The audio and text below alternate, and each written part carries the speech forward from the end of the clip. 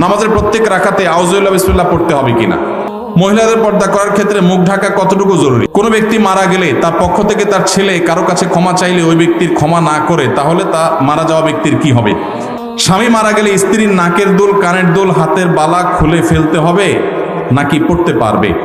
বোনদের সম্পত্তি ভাইরা বাবার কাছ থেকে লিখে নিয়েছে, এখন ভাইরা বলতেছে বাবা লিখে দিছে, আমরা কি করব? সকালে ঘর ঝাড়ু না দিলে কি গুনাহ হয়? হিন্দুদের দোকানে মিষ্টি খাওয়া যাবে কিনা? ফজরের সময় ঘুম থেকে উঠতে দেরি হলে করণীয় কি? অ্যাক্সিডেন্টে কোনো মুসলিম মারা গেলে উনি কি শহীদি মর্যাদা পান?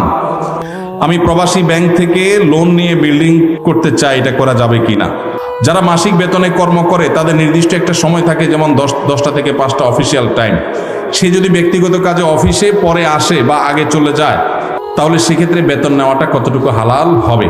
জি ভাই, বিসমিল্লাহ। প্রথম প্রশ্ন, মহিলাদের পর্দা করার ক্ষেত্রে মুখ ঢাকা কতটুকু জরুরি? বিশুদ্ধ মত অনুযায়ী, নিরাপদ মত অনুযায়ী মুখমণ্ডল পর্দার অন্তর্ভুক্ত ঢাকবেন, মুখমণ্ডল প্রদর্শন করবেন না, প্রয়োজনে মাথা কাপড় টেনে দিবেন। আল্লাহ বলেছে ইউদনিনা আলাইহিন্না মিন জালাবিবিহিন্না, মাথার উপরে যে কাপড় থাকে মেয়েদের পর্দার জন্য, এটাকে জিলবাব বলা হয়।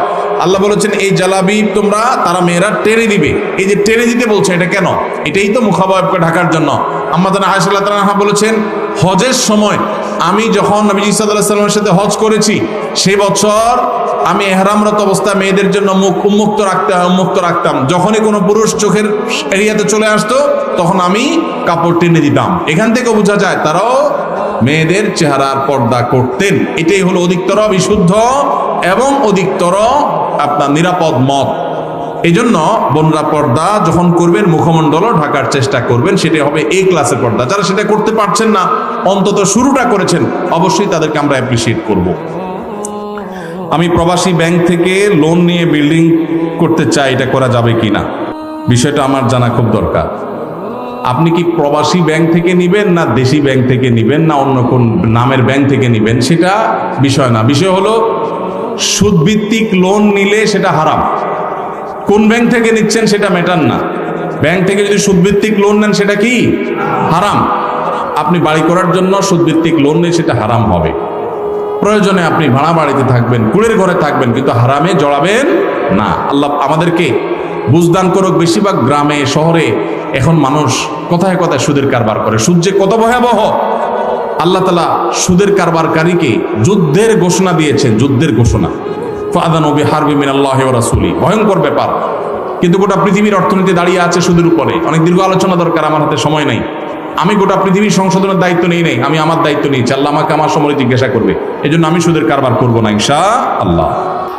নামাজের প্রত্যেক রাকাতে আউযুবিল্লাহ বিসমিল্লাহ পড়তে হবে কিনা? পড়বো প্রত্যেক রাকাতের শুরুতে।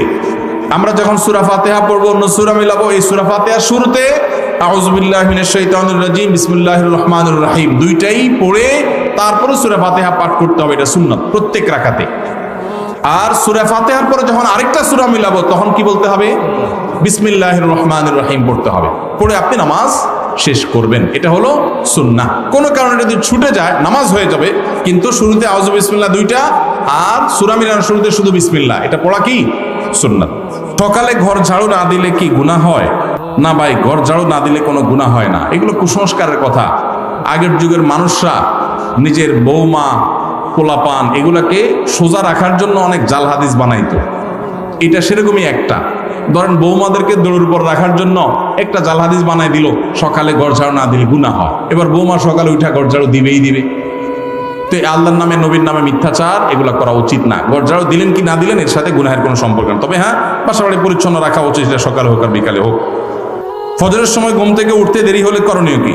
দেরি হলে কোনো একদিন হঠাৎ দেরি হয়ে গেছে, তাহলে যখন উঠছেন তখন নামাজ পড়বেন। মান্নামা আন সালাতিন আও নাসিহা ফালিউসাল্লিহা যাযাকারা ফাইন্না যালিকা ওয়াক্তুহা।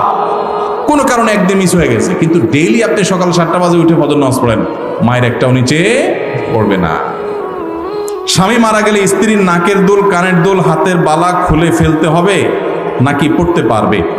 স্বামী মারা যাওয়ার পর স্ত্রীকে ইদ্যত পালন করতে হয় 4 মাস 10 দিন। এই 4 মাস 10 দিনের ভিতরে সে অন্যত্র বিয়ে বসতে পারে না, 4 মাস 10 দিনের পরে বসতে পারে।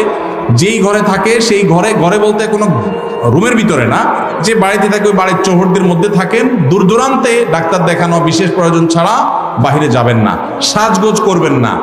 কিন্তু এর মানে এই না যে হিন্দুদের মতো স্বামী মারা গেলে স্ত্রী সারা জীবন সাদা পোশাক পরে থাকতে হবে, সাদা শাড়ি পরা, এর কোনো কথা নেই। সাধারণ পোশাক আশাক তিনি পরে থাকবেন, আর সাজসজ্জা করবেন না। সেজন্য তার ওই যে গহনা টহনা পরে সাজসজ্জা করা সেগুলো করবেন না, এগুলো খুলে রাখবেন। আবার ইদ্যত যখন শেষ হবে তখন আবার স্বাভাবিক জীবনে ফিরে যাবে। কোনো ব্যক্তি মারা গেলে তার পক্ষ থেকে তার ছেলে কারো কাছে ক্ষমা চাইলে ওই ব্যক্তির ক্ষমা না করে, তাহলে তা মারা যাওয়া ব্যক্তির কি হবে? যদি ক্ষমা করার মতো কোনো ইস্যু থাকে আর ক্ষমা না করে, সে অবশ্যই দায়ী থাকবে। ক্ষমা করার চেষ্টা করা উচিত। ক্ষমা করলে আল্লাহ তাআলা পছন্দ করেন, ভালোবাসেন ক্ষমাশীলকে। বোনদের সম্পত্তি ভাইরা বাবার কাছ থেকে লিখে নিয়েছে, এখন ভাইরা বলতেছে বাবা লিখে দিছে, আমরা কি করব? এই ভাইকে কিয়ামতের ময়দানে আল্লাহ রাব্বুল আলামিন ছাড় দিবেন বলে মনে হয় না, বোনদের হক মেরে চললে। অনেক ফ্যামিলিতে এটা হয় যে বাবা লিখে দিছে, এখন ভাই বলে ভাই আমি কি করব, বাপ তো আমাকে দিছেন।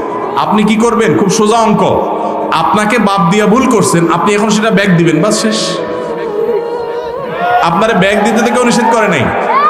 শেয়ানা পাবলিক বলে যে বাপে লিখে দিছে, আমি কি করব? বাপে যদি ভুল করে তাহলে সেটাকে আপনি সংশোধন করবেন, আপনি এখন বোনেরটা বোনে ফেরত দিয়ে দিবেন, বাস এটা হলো কর্তব্য, না হলে গুনাহগার হবে। হিন্দুদের দোকানে মিষ্টি খাওয়া যাবে কিনা? হিন্দুদের দোকান থেকে যদি আপনি মিষ্টি কিনেন, সেটা হালাল হলে আপনি খেতে পারেন। এখন যদি হারাম হয় সেটা খেতে পারবেন না। এখন হালাল কি হারাম এটা যদি আপনার সন্দেহ তৈরি হয় যে অনেক ক্ষেত্রে তারা আপনার কোনো নাপাক জিনিস তারা পবিত্র মনে করে মিশায় কিনা, সন্দেহ যদি আপনার তৈরি হয় তাহলে সেটা খাবেন না, অ্যাভয়েড করবেন। যদি হালাল নিশ্চিত জানেন তাহলে খেতে অসুবিধা নাই। আর যদি হারাম হালালের মধ্যে সন্দেহ থাকে তাহলে সন্দেহের ঊর্ধ্বে থাকাই হলো তাকওয়ার। অ্যাক্সিডেন্টে কোনো মুসলিম মারা গেলে উনি কি শহীদি মর্যাদা পান? 5 শ্রেণী মানুষকে নবী সাল্লাল্লাহু আলাইহি সাল্লাম শহীদ বলেছেন, অর্থাৎ শহীদের মর্যাদা পাবে। অরিজিনাল শহীদ না, কিন্তু মর্যাদা পাবে। অরিজিনাল শহীদ তো যে আল্লাহর রাহে শহীদ হয়। আর এই 5 শ্রেণী মানুষ যারা শাহাদাতের মর্যাদা পাবে, সেই মানুষগুলোর মধ্যে থেকে এক শ্রেণী মানুষ হলো কোনো দেয়াল চাপা, ওয়াল চাপা, কোনো কিছু চাপা পড়ে মারা গেলে। এখন গায়ের নিচে চাপা পড়ে মারা গেলে আশা করা যায় আল্লাহ তাআলা তাকে শাহাদাতের মর্যাদা দিবেন। স্বামী মারা গেলে স্ত্রীর নাকের দুল, কানের দুল, হাতের বালা খুলে ফেলতে হবে নাকি পড়তে পারবে? স্বামী মারা যাওয়ার পর স্ত্রীকে ইদ্যত পালন করতে হয় 4 মাস 10 দিন। এই 4 মাস 10 দিনের ভিতরে সে অন্যত্র বিয়ে বসতে পারে না, 4 মাস 10 দিনের পরে বসতে পারে। যেই ঘরে থাকে সেই ঘরে বলতে কোনো রুমের ভিতরে না, যে বাড়িতে থাকে ওই বাড়ির চৌহদ্দির মধ্যে থাকেন। দূর দূরান্তে ডাক্তার দেখানো বিশেষ প্রয়োজন ছাড়া বাহিরে যাবেন না, সাজগোজ করবেন না। কিন্তু এর মানে এই না যে হিন্দুদের মতো স্বামী মারা গেলে স্ত্রী সারা জীবন সাদা পোশাক পরে থাকতে হবে, সাদা শাড়ি পরা, এর কোনো কথা নেই। সাধারণ পোশাক আশাক তিনি পরে থাকবেন, আর সাজসজ্জা করবেন না। সেজন্য তার ওই যে গহনা টহনা পরে সাজসজ্জা করা সেগুলো করবেন না, এগুলো খুলে রাখবেন। আবার ইদ্যত যখন শেষ হবে তখন আবার স্বাভাবিক জীবনে ফিরে যাবে। আল্লাহ আমাদের সন্তানদের ঈমান আমলকে হেফাজত করার তৌফিক দান করুন। জাযাকুমুল্লাহু খায়রা ওয়া আখিরু দাওয়ানা আলহামদুলিল্লাহি রাব্বিল আলামিন।